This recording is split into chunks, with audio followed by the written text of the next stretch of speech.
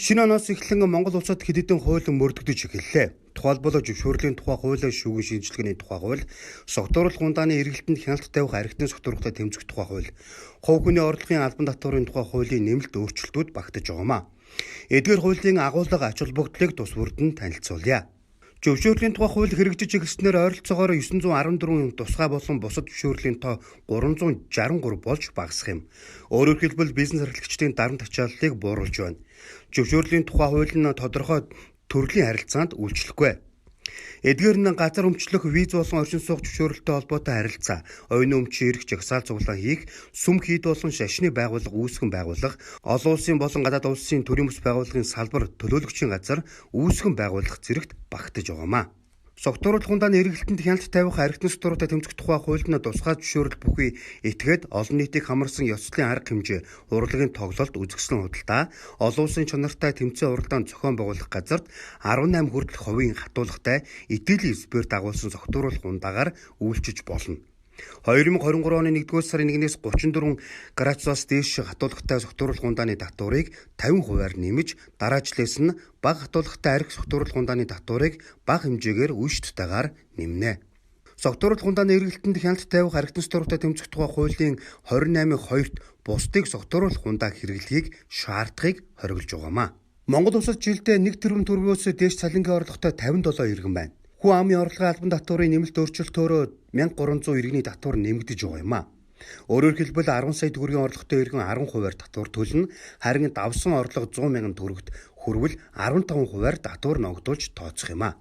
Шүүгийн шинжилгээний хийх процессыг илүү наривчлан зохицуулагдаж, олон нийтийн дунд сэтгэл санааны хохирол гэж яригдж ирсэн сэтгцэд учирсан хор өшгийн зэрэглэлийг шүүх шинжилгээгээр тогтоох, шүүх мөнгөн дүнгээр үнэлэх, хохирлыг барагдуулах үйл ажиллагааг дуусгаж, эрүү иргэний зэрэг хуулиудад нэмэлт өөрчлөлт оруулсан байна.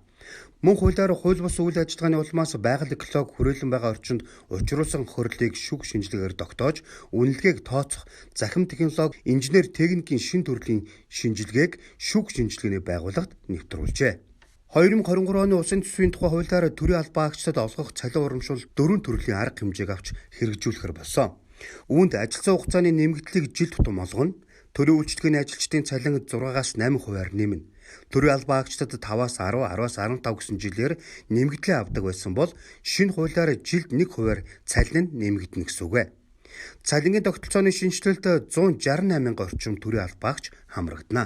Зардахлын тухай хуулийн хүрээнд 2 жилийн хугацаанд хойшлуулад байсан ипотекийн зээлийн эргэн төлөлт 2023 оноос төлж эхэлнэ. Монгол улсад нийт 100 мянга орчим эргэн ипотекийн зээлтэй. Үүний 60% нь буюу 3 зээлтгч тутмын 2 нь өнгөрсөн хугацаанд эргэн төлөлтөө хойшлуулсан байна.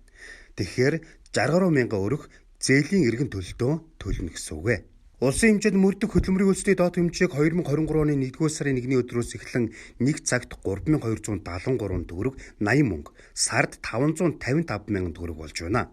Мөн 2023 оны улсын төсөвт тусснаар хүүхдийн мөнгийг зөвхөн нийгмийн халамж шаардлагатай өрхүүдэд буюу амжиргааны түвшин харгалзан тэгээс 18 насны нийт хүүхдийн 91% олгохоор болсон.